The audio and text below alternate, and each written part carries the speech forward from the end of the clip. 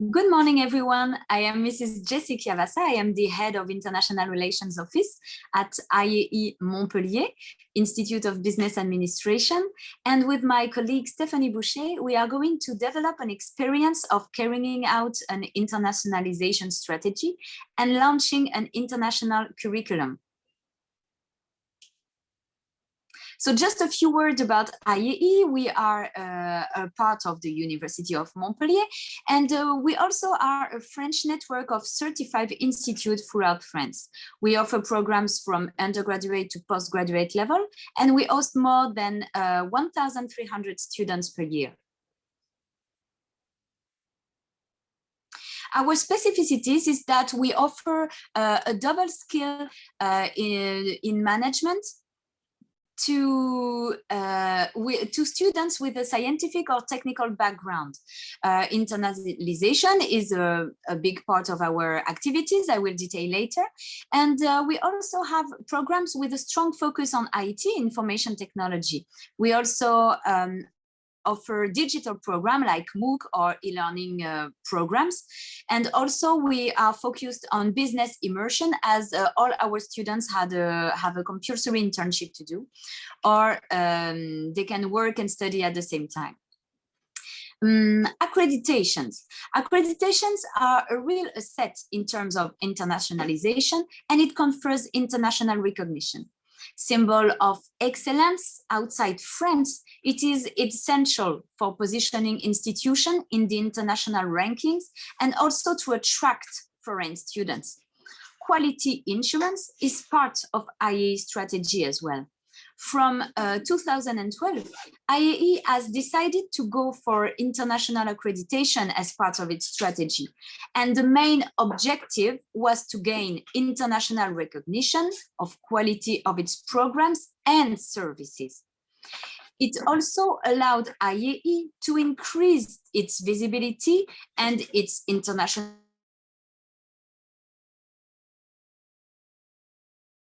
students.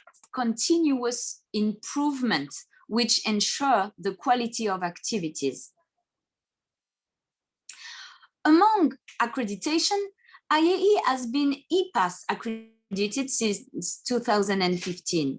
We gained EPAS for our Master of International Business Engineering program. To say a word about what is EPAS, it is a prestigious quality label, as there are only 90 institutions in the world who are EPAS accredited today. EPAS focuses on international programs and corporate social responsibilities and ethics issues.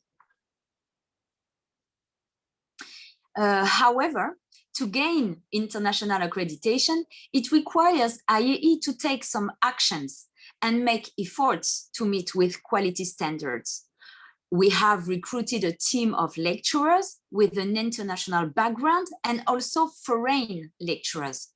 We had to completely review the curriculum, and the whole program was then fully taught in English, which was not the case before. Overall, IHRM is international focused. Indeed, we have 4 programs entirely taught in English. We have more than 80 partner universities, and we also have a strong focus on international research.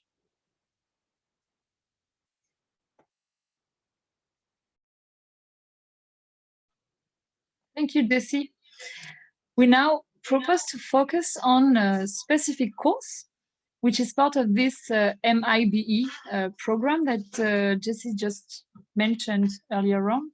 So a program that's aligned with IHRM strategy.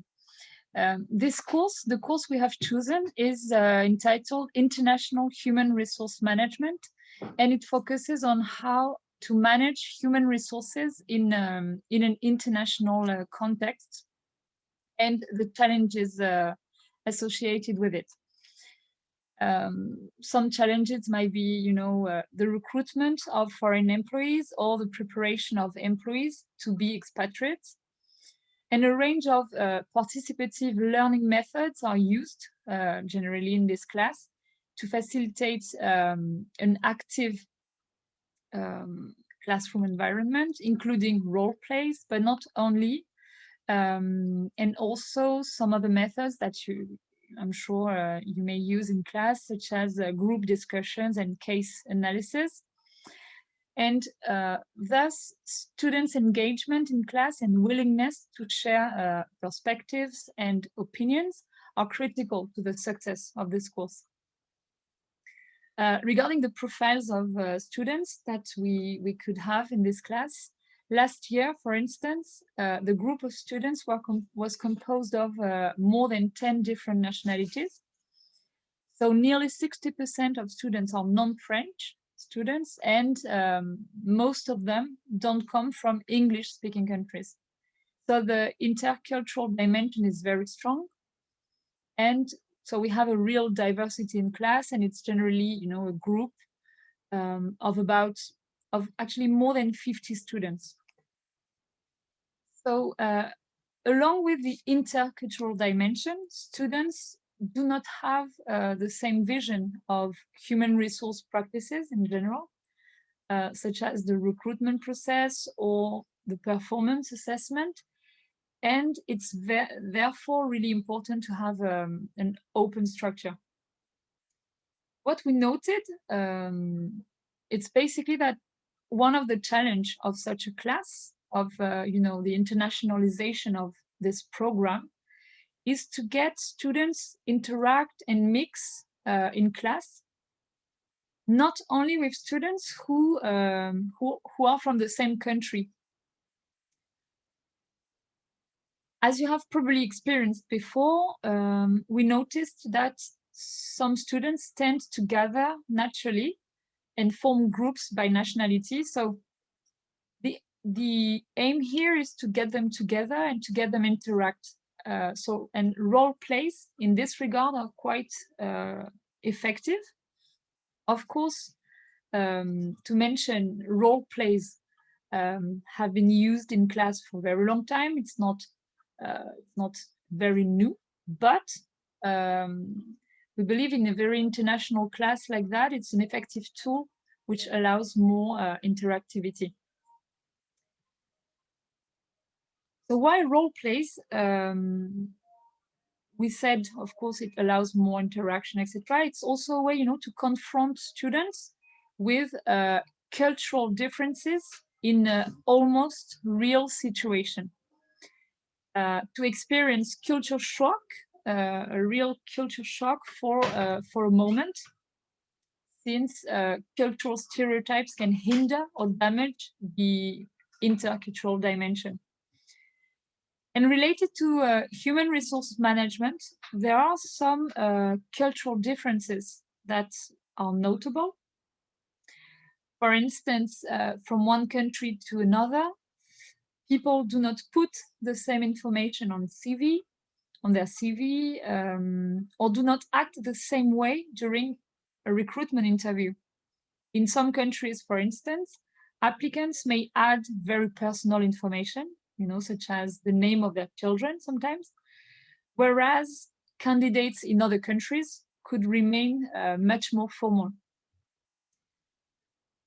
More practical. So if we go on, let's take the example of role play that we use in class. It's the recruitment interview role play. We could have, in this role play, there are three main players. The interviewer, so one student can play the role of the interviewer, the manager, another one the role of the applicant, and there can be an observer, and then the role play is followed by discussions on specific issues that were encountered. The situation is usually written as a prepared brief. So now, of course, with COVID times and with the pandemic, the new challenge ahead is to apply role plays remotely with Zoom, for instance, with the Zoom software. We've had the opportunity to try that recently, and we found out that it's still possible, to use role plays in class. However, of course, it requires to create virtual rooms with Zoom for students to be able to have their own space and to play the role play. So about the role play itself, the aim of this presentation, of course, is not to give you the one best way to do things, of course not. Rather, just from our class experience, just about the role play. So you could choose either to have a predefined scenario and a script. So you can choose a role play that requires students to read from a script. Tightening the structure of the role play allows for greater control over the content of the activity. However, tight structure can easily become too rigid as well. It's also very important, apparently, to make sure everyone is clear about what is expected during the role play. So the goal.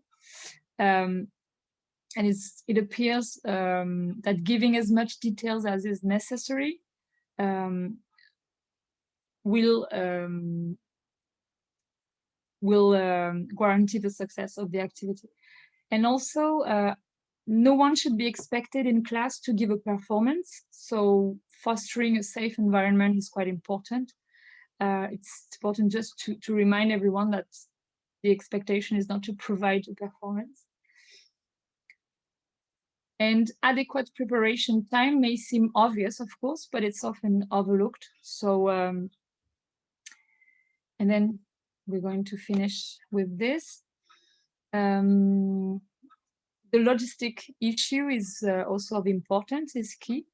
Of course, the lecturer might choose either to have one group of students doing the role play in front of the whole class, in front of the rest of students, or another option is all students taking part, forming groups of 3 students and doing the role plays at the same time. So I think this is the end of this presentation. Thank you for listening. And we are, if you have some questions, feel free to contact us. Thank you. Thank you.